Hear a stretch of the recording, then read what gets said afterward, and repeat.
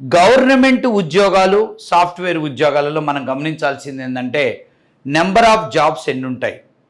మనకి ఒక software jobs తీసుకుంటే కొన్ని వేల కంపెనీసు, కొన్ని లక్షల ఉద్యోగాలు.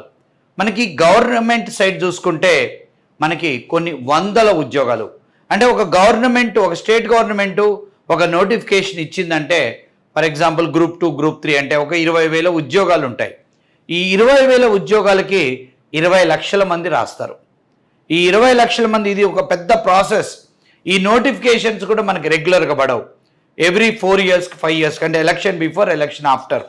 సో ఇక్కడ మనం గమనించాల్సింది ఏంటంటే number of applicants are in lakhs and number of jobs are in thousands. ఇక్కడ number of applicants are in lakhs, number of jobs are in lakhs. అంటే ఐటీ జాబ్లో సక్సెస్ రేట్ అనేది 100% సాధ్యమవుతుంది.